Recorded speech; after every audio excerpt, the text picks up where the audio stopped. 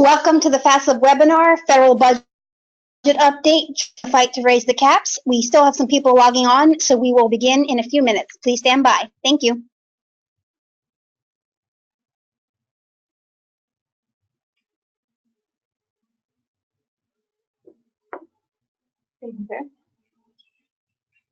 Oh wait, this one says attendee still on hold.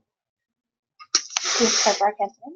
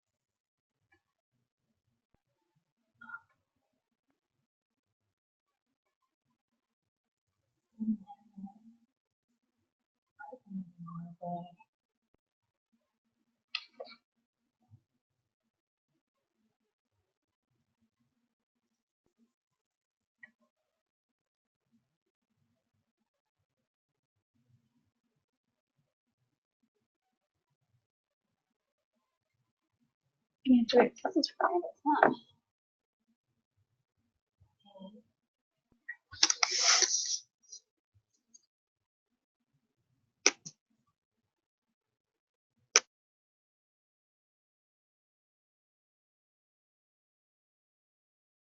Welcome to the FASEB webinar, Federal Budget Update, Join the Fight to Raise the Caps.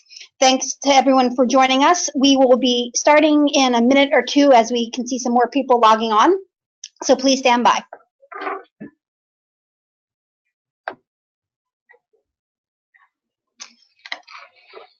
All right, welcome everyone. You have joined the FASEB webinar, Federal Budget Update, Join the Fight to Raise the Cap. We're going to go ahead and get started so that we can respect everybody's time today.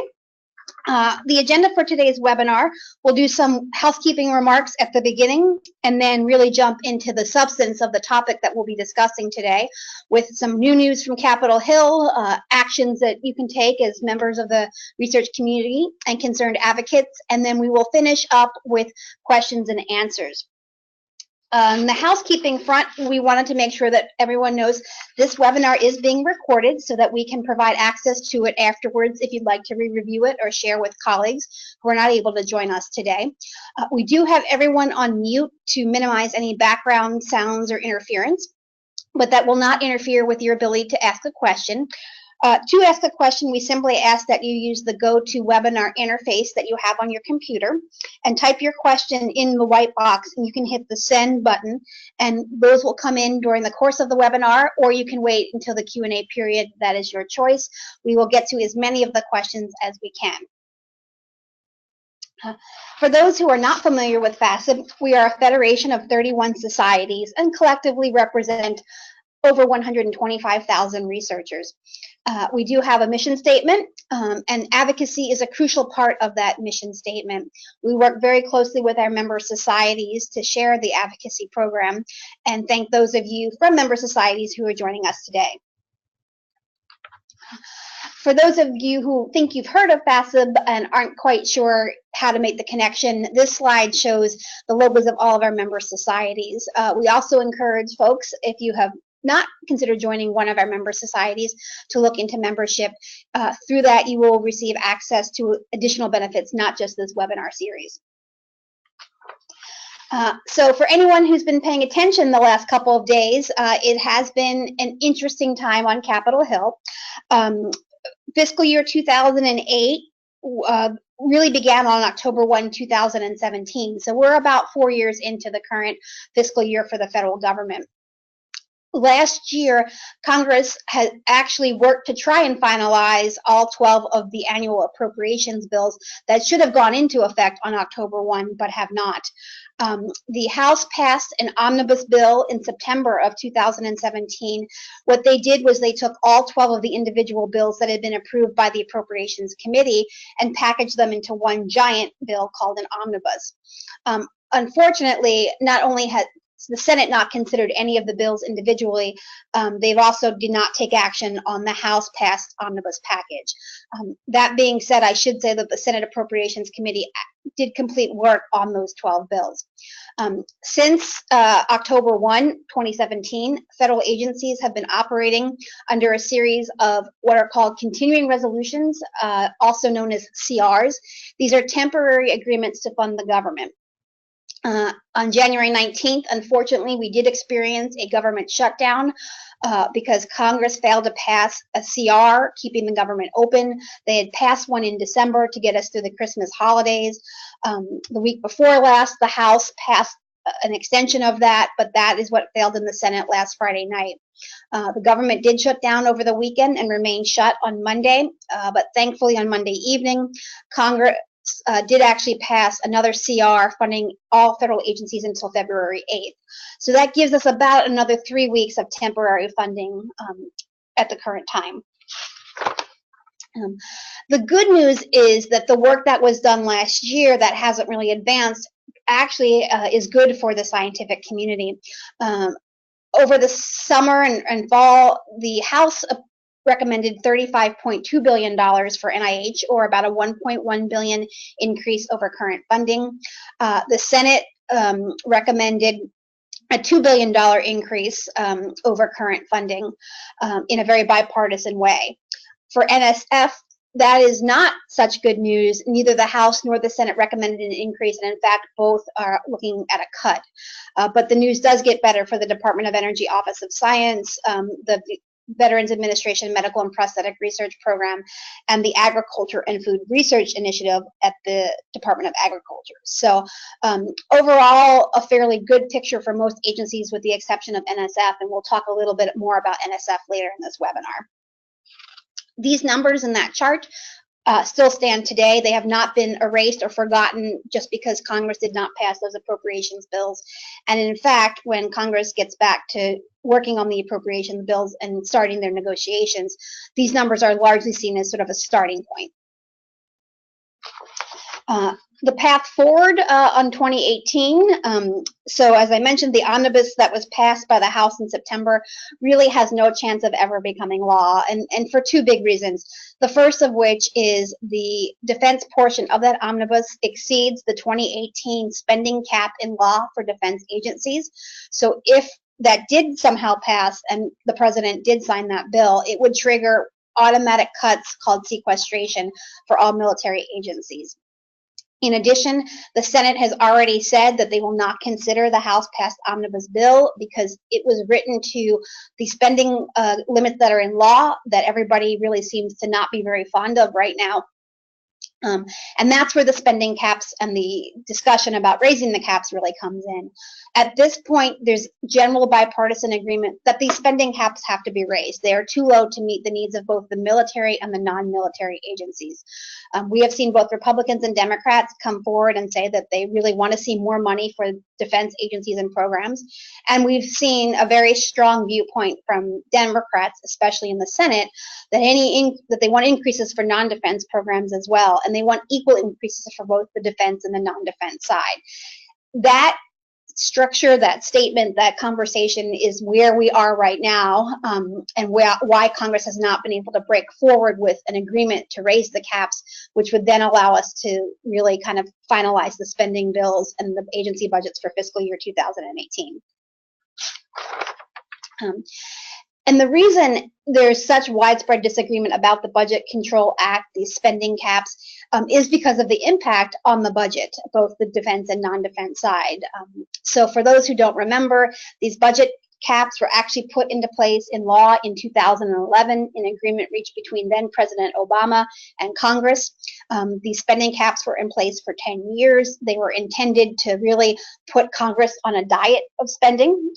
And when they were voted for, it was a very abstract concept. Spending caps always sound great until you actually start to figure out what that would mean for each individual agency and program. And that has been the source of much disagreement since 2011. And where we are, and to help highlight the problem for fiscal year 2018, the biggest issue is that the cap for both defense and non-defense for fiscal year 2018 is lower than 2017. I highlighted the portion of this table in yellow to show you what the difference was. On the surface, it doesn't look that bad. Defense spending would drop to $549 billion from $551. Non-defense would drop to $516 from $519. Those seem like small numbers, right? The problem is those small numbers actually have a huge impact on the federal agencies and programs. And this is the realization that many members of Congress have come to in the last couple of months, and why the budget is so stalled. And as you see, these caps are still in place until 2021. So what Congress is really fighting over right now is, what do we do with 2018? How do we change those numbers? How do we get more than $549 billion for defense and more than $516 billion for non-defense? The good news, and one of the more positive things that's going on right now, is that we've already been through a process to what I call rethinking the budget caps. They actually have been raised twice since 2011 in an acknowledgement that nobody likes living under these spending restrictions. The first time it happened was in December of 2013. It was referred to as the Ryan Murray deal because it was negotiated by then House Budget Committee Chairman Paul Ryan, he's now the Speaker, and Senator Patty Murray from Washington State, who's also now a member of the Senate leadership. It was referred to as the Bipartisan Budget Act of 2013, and if you'll remember, it was one of the outcomes of the last government shutdown. The last time the government shutdown was October of 2013. That agreement, when it was reached in December of 2013, raised both the defense and non-defense caps. For FY 2014, each part of the budget got an additional $22 billion, and in FY 2015, they got $9 billion. So in those agreements reached parity between the increase for defense and the increase for non-defense in both 14 and 15. And the reason that the increase was smaller in 2015 was, remember, 2013 was also the first year that the automatic cuts of sequestration went into effect. So in 2014, there was really a pent-up need for additional spending. When that agreement expired at the end of 2015, there was another deal, which I refer to as Boehner-Obama, because it was negotiated by then President Barack Obama and then House Speaker John Boehner as he was preparing to retire from Congress. That was also called the Bipartisan Budget Act, but of 2015, and again raised both the defense and non-defense caps by equal amounts. In 2016, each side, defense and non-defense, got an additional $25 billion, and in 2017, it was an additional $15 billion. The issue that we're having now, again, we have no such agreement for 2018. So we're optimistic that we will see an agreement to raise the caps for 2018 and probably 2019 as well, because we've done it twice before. So what are the next steps? Well, since those caps are in law, the only way to change them is to pass a bill or some kind of, have Congress take some kind of action to change those caps. If that happens, it is like any other piece of legislation. It must pass the House and Senate in the same format and be signed by the President. There are many ways to achieve this. We could do it as a standalone bill where they just simply write a piece of legislation that says we're going to increase the caps for defense and non-defense in 2018 and 2019, or it could be attached to something else. And that is where we find ourselves today. The most likely outcome is that it will be attached to another piece of legislation that is moving. The question is, what piece of legislation? And I'll address that later on in the webinar. But for now, if we assume that it is attached to something else and a deal to raise the caps passes the House and Senate, signed by President Trump, the next step would be for the Appropriations Committee to receive what are called new allocations that reflect the higher spending levels. So they will take the overall amount of spending that was agreed to, and they will subdivide it among the 12 appropriation subcommittees, reflecting the new higher level for defense and the new higher level for non-defense.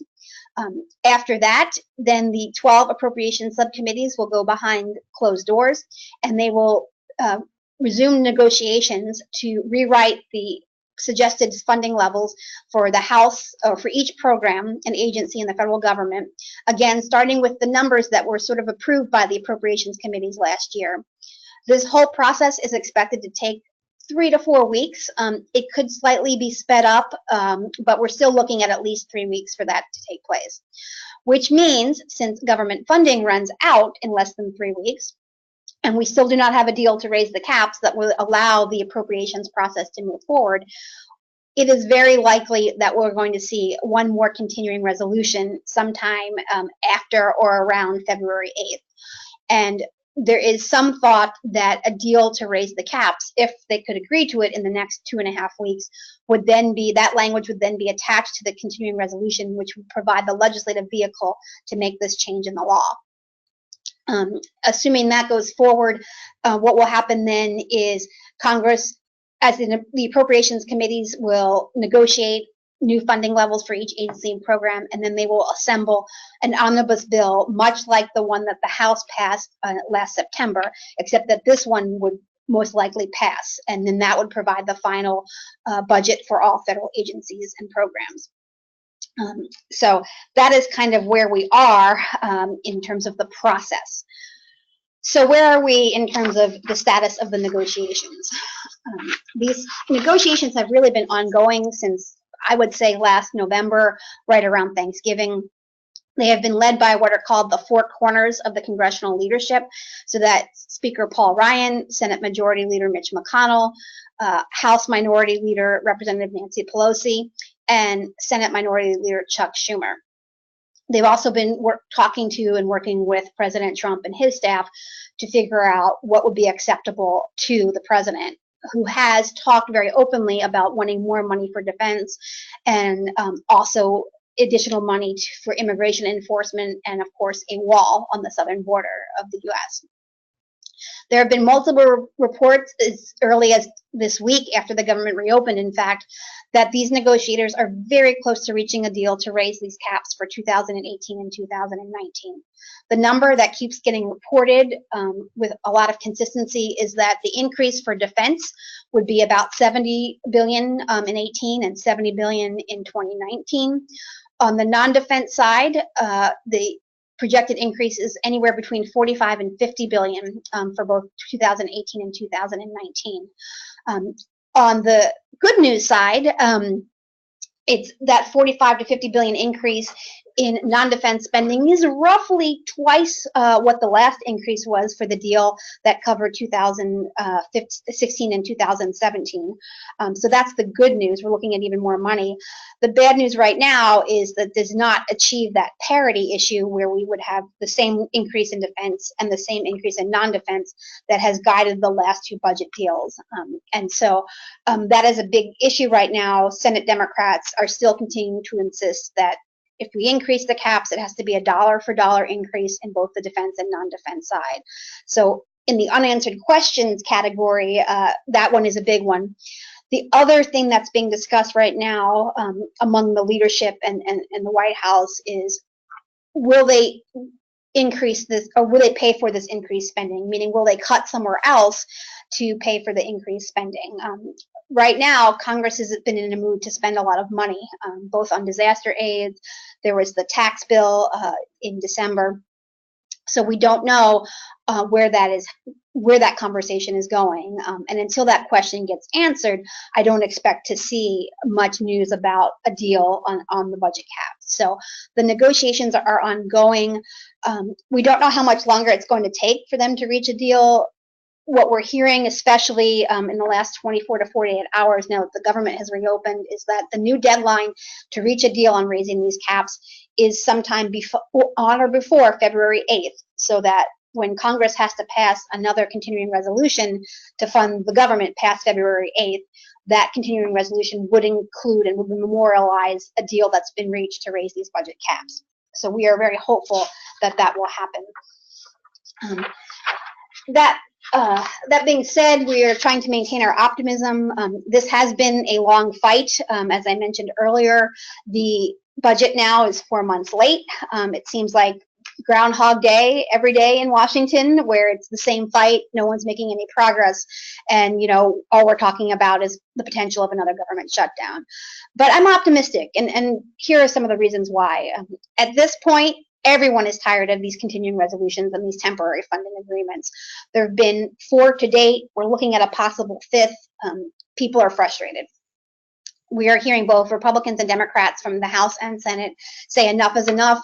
We really need to finalize the 2018 agency budgets, in part because the 2019 process is getting ready to get started. In addition, states affected by hurricanes and wildfires this past fall, they're still waiting for some additional disaster aid that Congress has been discussing but has not yet delivered. It is expected that this disaster aid could be included in an omnibus bill if they could ever get one passed. The previous deals to raise the caps resulted in more funding for NIH. There was a $2 billion increase in 2016. There was a second $2 billion increase in 2017. So with more money, that gives Congress room to provide. That proposed $2 billion increase for NIH in 2018 could really become a reality. Military leaders have been very vocal, warning that these temporary CRs really harm military operations and readiness. And if you watched cable news during the shutdown, you probably heard a lot about the impact of the shutdown on the military. And as I noted earlier, Congress just needs to finalize the budget so they can move on to other priorities. We learned this week that the Trump administration fiscal year 2019 budget request for the budget year that would start October 1, 2018 is expected out on February 12th. Congress has other legislative priorities. For example, the Farm Bill expires and needs to be rewritten. That provides funding authority and new policy for all kinds of farm operations. So the Congress is now really trying to kind of focus on everything else on the rest of their agenda, which they will not be able to do if they do not finish work on the 2018 budget. That being said, it would be naive to not be concerned considering what's happened, especially in the last week or so. Right now, there's still a tremendous amount of pressure to add other issues to any kind of a budget agreement or omnibus funding bill. The Deferred Action for Childhood Arrivals, or DACA program, and the status of the Dreamers and the broader immigration issues, which was involved in the shutdown last week, is still out there and has not been resolved. This has not been covered much in the news, but the Affordable Care Act, there are some policy issues that need to be addressed with that. The Treasury Department has already warned that the debt ceiling, i.e. the amount of money that U.S. can legally borrow to continue to pay its bills, will have to be adjusted and raised upward again, probably next month. That was dealt with back in September, but it needs to be raised again. And that has traditionally, in the last couple of years, been a more difficult vote for Congress. Right now, we're hearing that a deal to raise the budget caps is really just on hold until they get an agreement on all the lingering questions about immigration policy. And another government shutdown, while really unlikely, given that shutdowns are painful and bad for everybody, is still possible after February 8th, especially since there does not appear to have been a tremendous amount of movement this week to resolve these questions on immigration. So we're a little bit concerned that another shutdown could happen. But we cannot allow this concern to kind of overcome us. And so FASEB has been quite busy over the last couple of months doing a lot of things on the idea of raising these caps. So this summer, FASEB board members participated in a record number of meetings in their local congressional districts with their members of Congress to talk about the need for more funding. We placed and published some op-eds in local newspapers. We have an eAction alert that will be coming out very soon, which I'll talk about in a minute. We've done some letters to the congressional leadership, the same four corners that are negotiating this deal to raise the budget cap, to encourage them to keep talking with one another and get an agreement as soon as possible. And we've taken to social media with our hashtag Raise the Caps ad campaign. A letter was sent to Congress by a number of concerned organizations in the scientific community, including FASEB, in November. You may have seen some print ads that ran in the Wall Street Journal, Politico, and the Washington Examiner. There have been online banner ads as recently as last week in a lot of the DC-focused papers, including The Hill and Roll Call, to remind members of Congress that they still have a job to do in raising the caps. So we've been quite busy trying to kind of raise the level of alarm on Capitol Hill.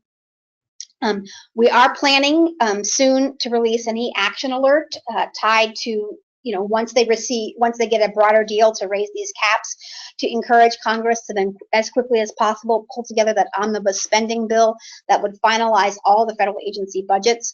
We have not released that yet because there isn't a deal in place, but we hope that folks will sign up for our eAction list, and we'll talk about later how to do that so that you can take action.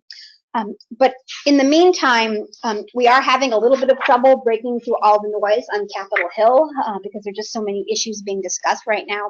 And so we are turning to and asking for help from the scientific community to help elevate this message so that we can be heard more clearly. And the reason we're turning to the scientific community, not just because we have close relationships, but also because there's just such strong bipartisan support right now in Congress for the research agencies.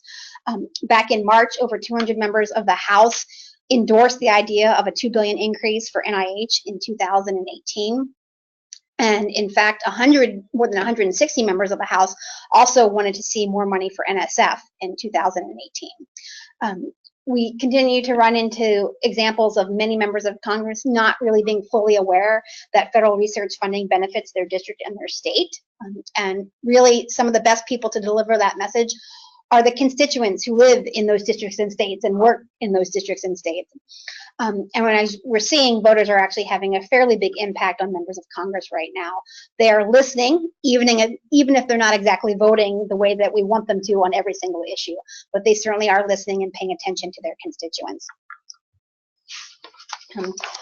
We also know that advocacy does make a difference. We did not get $2 billion increase for NIH in 2016 and 2017 because we were quiet and shy. We did make our voices heard. But in addition, there's data out from an organization that works very closely with Congress called the Congressional Management Foundation. They do surveys of congressional staff and members of Congress to find out, what are the best advocacy tactics and tools that people are using. And what they found in their most recent survey was that, believe it or not, 92% said email has a lot or some influence. So even though members of Congress and their staff are getting more and more emails, that still continues to be a very good way to communicate with your elected officials. 87% said that they're still reading their local newspapers, and that an editorial or letter to the editor has a lot or some positive influence on the member of Congress and their opinions on issues. And 84% said, despite the fact that the phones are ringing off the hook in Capitol Hill offices, that still continues to be a really good way to communicate with your members of Congress, assuming you can get through.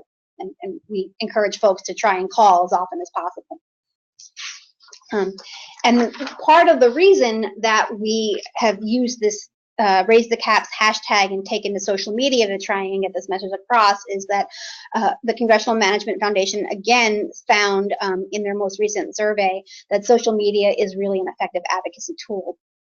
Almost 80% of congressional staff said that social media posts from multiple constituents affiliated with a specific cause have an influence on the member of Congress.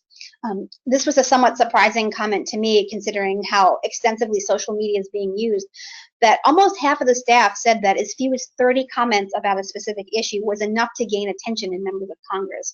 Again, surprising because of the just total saturation of social media. As few as 30 comments could really have an influence. And 50% of staff said that basically social media makes members of Congress more accountable to their constituents. What that tells me is that they're paying close attention to what their constituents are saying on social media, both for and against issues. They want to hear from the opposing viewpoints. So, what does that mean in terms of what you can do as a member of the community or as a citizen to take action? We're asking folks to consider the following actions, either doing one or all of them, depending on your time available and your motivation. Making a phone call, sending an email, using social media to connect with members of Congress. If you're so inclined and have the time, writing an op-ed, and a special plea from us today: get others involved in advocacy. We're pretty certain that if you took time to participate in this webinar today, you're already on board with us and want to help out. But anything you can do to get your friends and family involved would be helpful. Again, the goal here is to really raise their voices and the level of our voices so that we can break through the other noise on Capitol Hill right now. We're taking a page really from the playbook that the community working on immigration issues has to the best of our ability, and trying to elevate this issue and speak louder and get more people involved. So we promised when we advertised this webinar that we would provide some tips and tools that you can use. We want to draw attention to the FASEB Advocacy Tools website. This is freely available to anyone. You do not have to be a member of a FASEB society to access this website. And this is really our one-stop shop that we are providing with a lot of different things that you can use, downloadable information, printable information. You can copy and paste from talking points. We've put this together to make this as easy as possible for you. There is an advocacy toolkit that, as you click on the various links throughout there, you get access to different resources. So when you get a moment, if you could click through this and kind of go visit the Advocacy Tools website, we'd appreciate that. You can also bookmark it so that you can go back to it as you continue working on your advocacy. One of the things that we wanted to make available through this toolkit, this website, is finding your elected officials. In case you don't know who your senators and representatives are, you can use this site through the Legislative Action Center to look up by zip code who your members of Congress are. One cautionary note, after the 2010 census, districts shifted and boundaries shifted, so you may have to actually use your zip +4 to find out who your elected official is. Typically, you would put in your home zip code, but for those of you who may work across district boundaries or even across state lines, you can also add the zip code for your work address as well and see who else you might be able to talk to. And once you do that, you'll be taken to a screen that shows you an example here of just the kind of information that is provided through the FASEB website. So not only can you find out the first and last name of your representative and your senators, there's a photo, tells you their political affiliation and their state and district. It includes information for not only their Washington, D.C. address, but when available, their district office and their district phone number. So if you, for example, want to make a phone call and you're having trouble getting through to the Washington office because the phones are ringing off the hook, go ahead and call the district office. Those people still work for the member of Congress and can take down your message. It also talks a little bit and provides some information about the background of your members of Congress in case you're not familiar with that. In terms of advocacy best practices, regardless of what you're doing, if you're making a phone call or sending an email or tweeting at your member of Congress, there's just a couple of things that we recommend that you do. First and foremost, you really need to be prepared. What is it that you want your member of Congress to do? In this case, we want them to actually do two things: raise these budget caps and then pass an omnibus appropriations bill for 2018, or pass a 2018 budget, if you want to say it that way, that includes increased funding for research and science. You have to do your homework. It's not a great idea to contact your member of Congress if you haven't recently checked their website or tried to see how they vote on particular issues or look at their social media feeds to see what they're talking about. You want to know if the member of Congress has expressed a viewpoint on a particular issue before you contact them, or if they're silent, meaning there's nothing on their website, you haven't seen a newsletter recently that talks about the budget issues, there's nothing on their social media. That may suggest that they're not necessarily paying attention to this issue, and you will need to educate them and bring them up to speed. We encourage people to develop brief messages. The briefer the message, the more likely it is to be read and considered.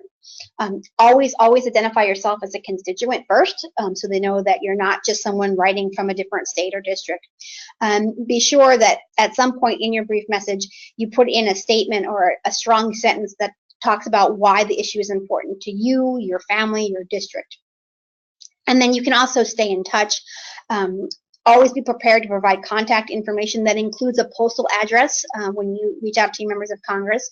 It is common practice now, especially in House offices, that they will only respond to people who are actual constituents who either live or work in their district. Subscribe to their e-newsletters, and then follow your elected officials on social media if you're on social media, so that you can keep up with what they're saying. And you can keep in touch with your legislators through occasional correspondence and visits to the local office. That is something that you can do throughout the year. Right now, it's going to be tough to find your members of Congress at home because they're really in a period where they're very busy in Washington. And we expect them to be in Washington pretty much full time until the end of March, when they break for the spring recess around Easter and Passover.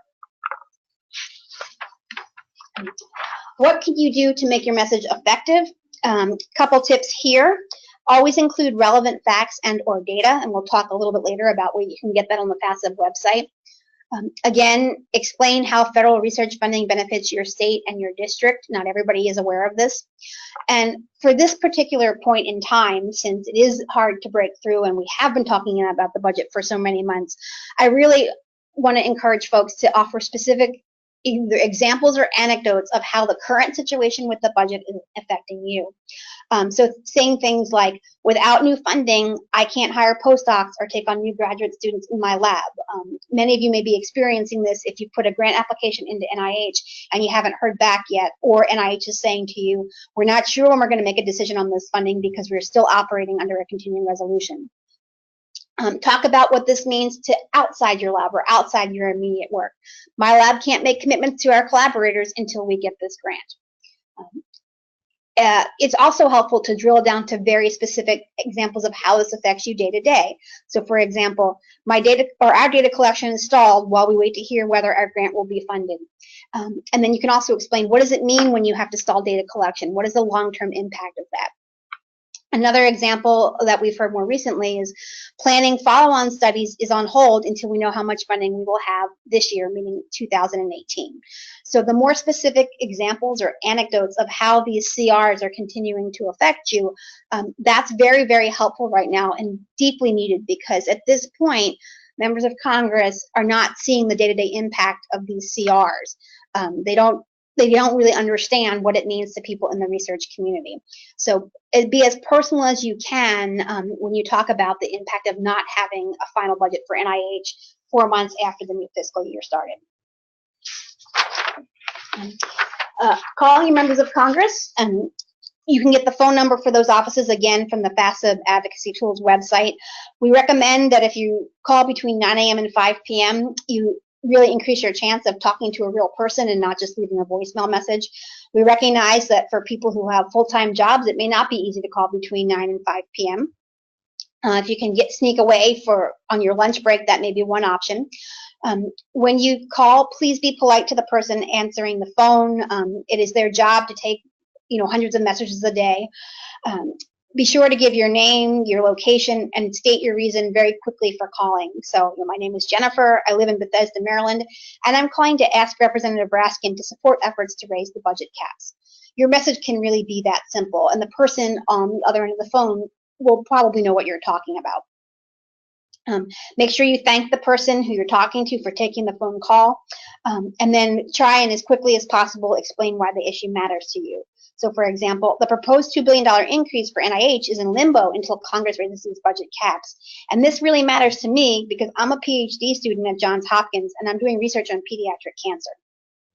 If there's time when you're making this phone call and the person on the other end says, is there anything else you'd like to add? Then you can add in some of these relevant data points that we've talked about.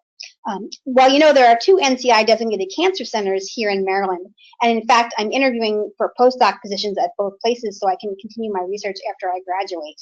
But we really need to finalize the budget so that Hopkins can know how much funding they'll have from NIH next year. You should ask the person who answers the phone to pass your message along to the member of Congress and any relevant staff. And then again, offer your postal address if asked. And they will ask you simply to verify that you are a constituent. We do not recommend calling members of Congress if you're not a constituent. It ties up the phone lines, and most likely what you will get is a not very nice response from the person answering the phone, because they will be told, or they will tell you, I'm very sorry, you're not a constituent. I cannot pass this message along to a member of Congress. So please only call your members of Congress, either in the district in which you live or the district in which you work, or both. But if you are from New York do not call members of Congress from Texas. That being said, it is perfectly fair to reach out to your friends and relatives and collaborators and others in Texas and urge them to make a phone call to their members of Congress.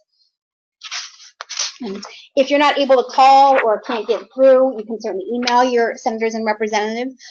One thing, an action step or a homework step for you after this webinar today, make sure you're on the FASEB eAction alert list and you can sign up through this link.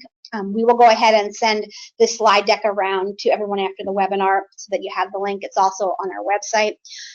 Our process is very simple, and you may have used similar programs and software. It takes about 5 minutes and can be done in one click. The online form will automatically populate with your senator and representative based on your zip code. Good idea to start with your home zip code. And every alert that FASEB does allows you to customize your message. We have some pre-written text, but you can also add edit that and add more before you hit the send button. Since we talked a lot about social media, in terms of connecting on social media, we've actually got some sample tweets that you can just copy and paste now. We also encourage folks to use a little bit of original content on social media. The hashtags that we're using and trying to feature are hashtag research means hope, raise the caps, and don't cap cures. We hope that folks will use the next couple of days to really kind of get active on social media and start tweeting these to your members of Congress, so that we can elevate and the level. We'd love to get the raise the caps hashtag trending. That will really catch Congress's attention, and we hope motivate the leadership in those four corners to continue talking to one another so that they can get a deal to raise the caps before February 8th. Submitting a letter or op-ed is another great way to get this message across. It requires a little bit more work on your part, but on FASEB's website, we have some examples of letters that have been submitted previously, and we also have some tips on actually how to get your letter published. I will say that the most important thing you can do to try and get a letter or op-ed published in your local newspaper is go to the newspaper and find out what the requirements are and the submission instructions. Most letters that are submitted that are rejected for reasons like they're too long, they're not relevant to the state or district, or they're from someone outside of the state or district. So you can look up your your newspaper and hometown and go to the editorial section and look for instructions on how to submit a letter or op-ed. And then you can pull one together, using text from the talking points we talked about on this webinar or anything available on the FASEB website. As I mentioned earlier, we would hope that one thing you can do is maybe recruit some more people to get involved in our advocacy efforts. And you can do that by simply talking to your friends and family members and explaining why the federal budget matters to you, your research, and their health, particularly if you've been in a long group text with your friends about the government shutdown and what that meant. You can hijack the group text and talk about what it means to you. Really urge your friends and family members in other states and districts to call or email their members of Congress, particularly if you were from a state where look, my senators are completely on board. They always vote to increase research funding. I want to talk to people in other states. Think about who you know in those states and reach out to them, send them a message or tweet at them and urge them to get involved. If you are active in social media, please keep your followers informed about what's happening in Congress. Ask them to retweet your posts. Ask them to follow FASEB on Twitter, and help us continue to elevate that message. And then, since we provide these resources on our publicly available website, share FASEB materials with your professional and personal networks. Make sure that they're aware that we have information that might be helpful if they want to reach out and get involved in advocacy. I will end this webinar by just reminding people about some of the resources that we actually have available. So I would say probably our most popular are our state and district fact sheets that talk about how much federal funding goes to each state from NIH and the Department of Energy, the National Science Foundation, and the USDA. We are actually in the process right now of updating these fact sheets for this year. They will be out, we promise, by probably end of next month, early March. So for now, you can use the existing fact sheets. The map is interactive. Click on your state, and that will bring up all of the available fact sheets for your state and your district. We have over 200 congressional districts where we have this information available. You can provide links and share these with your members of Congress. You can also print them out and take them with you if you happen to see your member of Congress at a town hall meeting. We also have other federal funding data available if you're really interested in what more than just what's going to your district. I will say that one of our most popular slide decks is the trends in NIH research funding, which really shows what's happened to the NIH budget over the last 20 and 30 years. You know, it goes back to the early 90s, and you can see that there was a period of time after the doubling ended in 2003 when the budget for NIH was not looking good. And that continued until about 2016 when we saw the first $2 billion increase. So that's something that is available, and you can use the data in that to add to your message if you reach out to your members of Congress.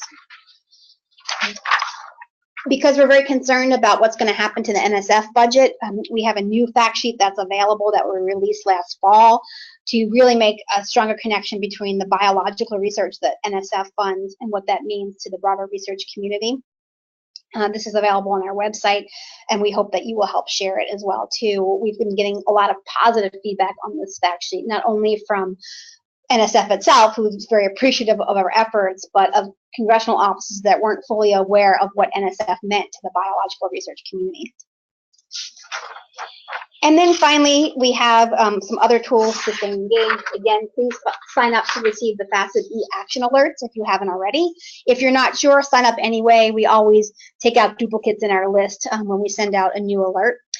Be sure to subscribe to our bi-weekly Washington Update newsletter that's really in a blog format now.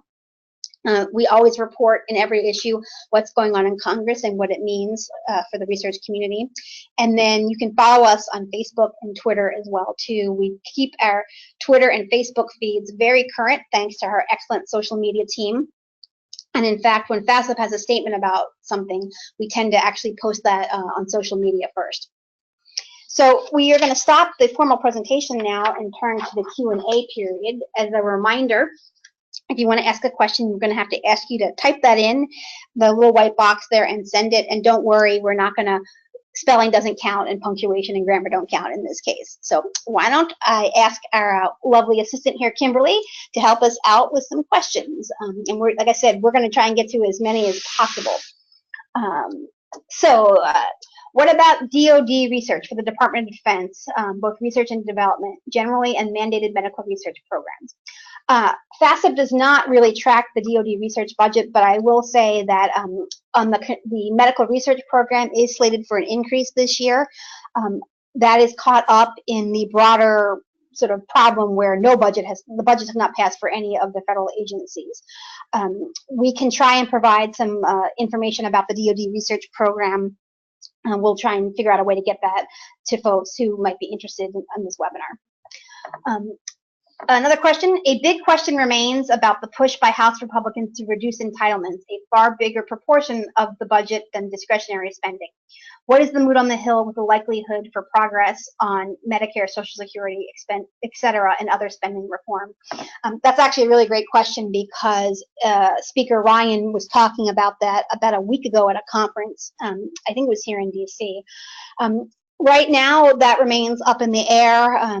Speaker Ryan had expressed an interest in looking at ways to cut the mandatory side of the budget, acknowledging that that is the bigger portion and not the discretionary budget. We don't know what's going to happen moving forward. It would be difficult to do that in any year, but as a reminder, there's important midterm congressional elections in November. So we will see. For now, Congress is actually in the mood to spend money, and we are trying to take advantage of that to make sure that a lot of the money being spent is for the federal research agencies. How will the recently passed tax cut impact these budget negotiations? The good news is right now we're not seeing any impact. Congress has moved past that. They were quite comfortable adding to the deficit to deal with the tax cuts and make sure that they happened. That being said, that will not continue in perpetuity. I think at some point we will actually see another attempt at kind of cutting down on spending and perhaps even another budget control act or new budget caps. But for now, Congress is moving forward more in the spending type of thing. So we do not expect to see much of an impact on the of the tax cuts on the spending. Where we are seeing a little bit of a difference is, lots and lots of voices want to see a big increase in spending for the military, but we do not necessarily see the same concurrent voices talking for an increase on the non-military agencies. And that is another reason why the discussion and the negotiations on raising the budget caps are stalled right now. They're really trying to figure out how much of an increase to provide to the Defense Department, and then what kind of an increase to provide to non-defense agencies. Question about the Affordable Care Act funds, a portion of 21st Century Cures Act, which provides considerable funding to NIH as well as other research programs. As the Affordable Care Act is left to fail, how will this impact NIH programs, including All of Us Precision Medicine Initiative, the Brain Initiative, and the Cancer Moonshot? Actually, the 21st Century Cures Act, the funding for NIH is completely separate from the Affordable Care Act. And in fact, Congress has, over the last 2 years, been very willing to provide the funding envisioned by the 21st Century Cures bill. It's the way that Congress envisioned it, meaning that the bill authorized additional spending at NIH for these particular programs. Congress provided the full level authorized by 21st Century Cures in 2017, and in fact, the bills that were passed this summer that didn't go anywhere, that included the $2 billion increase for NIH, also provided the fully authorized amount for 21st Century Cures. So for now, Congress has been very willing to provide the 21st Century Cures money to NIH as part of the overall budget. Will these slides be available after the webinar? As a matter of fact, they will. Everybody who signed up for the webinar will receive an email from us with a link to the slides, and we will also have them on the FASEB website. Why was there a dip in 2018 for spending caps and then returned to higher levels?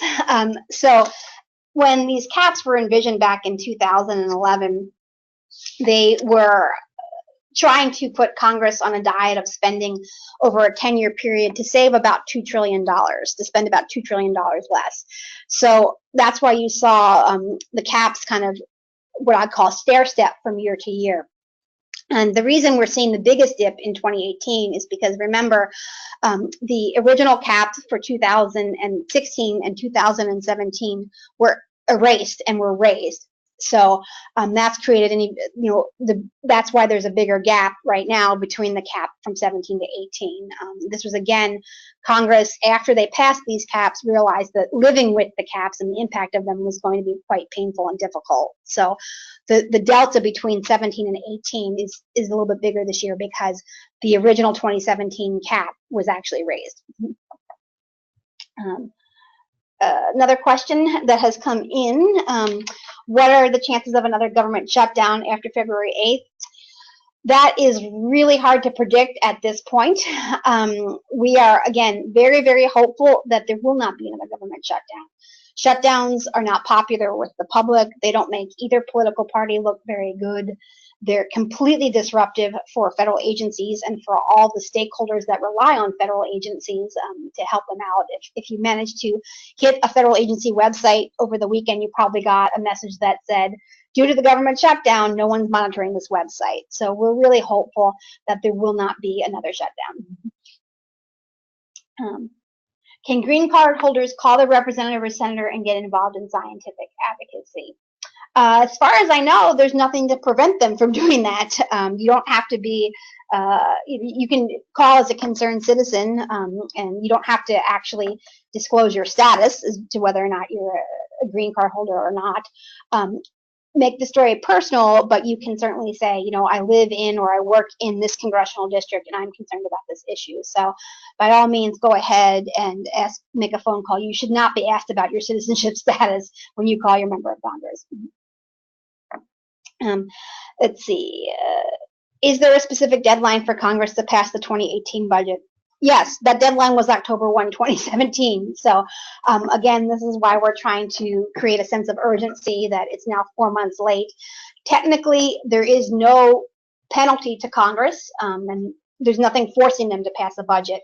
The only thing that will force them to pass a budget is some more public outrage, and this is where we hope everybody will be able to use their advocacy voices. Does FASEB plan or conduct any advocacy efforts for broader scientific issues such as attacks on scientific advisory qualifications for certain agencies, for example, the EPA? This is definitely an issue that we are concerned about. This webinar is part of a new series that we're offering, and so we hope to do some more webinars to get to some of these broader issues later on in the spring. Right now, we're focusing the priority on the fact that there isn't a budget, but we certainly think this is a great idea. So thank you for that suggestion. I think one problem is the fact that so few scientists serve in Congress. Are there ideas about how to get more scientists to run for office and get elected? That's an excellent observation. Sometimes I use a slide that talks about the number of scientists in Congress. Spoiler alert, it's about a dozen right now. So there really is just a lack of scientific knowledge among members of Congress and their staff. So there are efforts out there to get people to serve in Congress who have scientific backgrounds, who are maybe scientists. You can Google some of them. FASEB right now is not involved in these particular efforts as a 501c3 nonprofit. There are limits on what we can do from an advocacy perspective, but we do certainly encourage this broader conversation about getting people with more scientific knowledge, not only elected to Congress, but interested in working in congressional offices. Another question, are there specific members of Congress, particularly House and Senate, that really need to hear from researchers? Does FASEB maintain a list? We don't necessarily have a list because, again, part of our 501c3 status, we're not allowed to provide voter scorecards or things like that. I will say that FASEB is particularly good at reaching members of Congress in what I call research-intensive states, Illinois, Pennsylvania, New York, California. We have a little bit harder time reaching members of Congress in the middle of the country, where we know a lot of research is taking place, but we're not so sure the members of Congress are hearing from them. So we particularly encourage folks, if you are from a state kind of in the middle of the country, where there's a lot of research going on, to really try and be as active as possible. Let's see. Does Congress have to stick to the budget caps, or could they just simply ignore them and pass an omnibus bill that busts the caps? Unfortunately, they could do that, but if they did, then this process called sequestration of the automatic cuts would go into effect, because by law, federal agencies are not allowed to spend more money than what was appropriated by Congress, and Congress cannot appropriate any more money than what's in the cap. So they really have no real choice but to increase these budget caps. I know for a fact that my senators always vote to increase funding for NIH. I'd rather spend my time contacting those who aren't. What is the best way to reach a senator when you're not a constituent? As a reminder, the best way to reach a senator when you're not a constituent is to think about who might live and work in their state that you know that you could reach out to, that you could call on the phone or send a text message and say, I really need you to make a phone call to Senator Ted Cruz's office. So think about your networks of friends and family and associates, collaborators, former graduate students, etc., people you went to graduate school with, and figure out who is living and working in those states right now, and see if you can get to them to urge them to reach out to the senators that you can't talk to directly because you're not a constituent. The 2018 budget is so late that I've started to hear rumors that Congress will simply just pass what's called a year-long continuing resolution. How would this impact NIH and NSF in particular? Another great question. We've also heard the same rumors. A year-long continuing resolution would mean that instead of actually finalizing the budget, Congress would just say, okay, we're going to fund the federal budget from February 8th, 2018 to October 1, 2018 at the current level, or fiscal year 2017 level. Because again, they can't increase it without an agreement to raise the caps. If this were to happen, then funding for NIH would remain stalled at the 2017 level, minus some dollars. And the reason I say that is because right now, Congress is spending, or the current cap actually exceeds what's available in law. So if Congress passed a year-long continuing resolution, there would still have to be a slight cut for every federal agency because the rate of spending is exceeding what's happening in the cap. So we do not believe that there will actually be a year-long CR. The most immediate impact beyond the cuts for NIH and NSF would be the military would actually be would also have to cut funding too. And right now, no one on Capitol Hill wants to cut funding for the military. So we do believe they will eventually get a full actual 2018 budget, even if it takes another couple of weeks. When I previously emailed my representative in response to the FASEB's last eAction alert, I got a reply. But the reply said that he supports NIH funding, but he's not voting for increased funding for any agency right now because the deficit is out of control. What is a good response to that statement, or if I got another email like that? We've also started to get that kind of intelligence from other folks as well. So thanks to people who've been sharing that. And that is, of course, a cause of concern because it's one thing to say you support increasing funding for NIH, but then saying in the next sentence you won't vote for more funding. So if this happens, we do encourage folks to push back a little bit and say, we understand the concern about the deficit. We cannot continue spending like this. That being said, the Congress or the federal budget for biomedical research and all sciences combined together is about 3% of total spending. So we are not going to bankrupt the country or continue to add to the deficit by spending more money on NIH funding. NIH is not what has led to the increase in the deficit so far, and in fact, the long-term impact of NIH funding will help reduce illnesses among individuals and hopefully make our country more healthy. So you can push back a little bit by pointing out that the amount of money spent on biomedical research is quite small and is not going to be the thing that drives up the deficit in the future. We are coming to the end of the webinar, so I can entertain one last question before we let everybody go back to their day. My university does not allow employees to lobby. Is it okay for me to contact my members of Congress on my own time, i.e. not during working hours? Absolutely. We do encourage this. So, for example, if you get a FASEB action alert, if it comes to your university email address, just forward it to your personal email, and then when you get home later that night, turn on your laptop and you can respond to the alert from there. The same thing, you can always call your member of Congress's office after you get home and leave a voicemail message.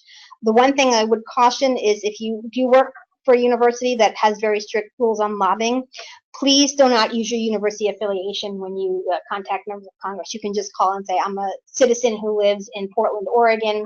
I'm a researcher, and I'm calling because I'm concerned about the budget. So you can leave out your personal or professional affiliation if you do work for a university that has pretty strict rules.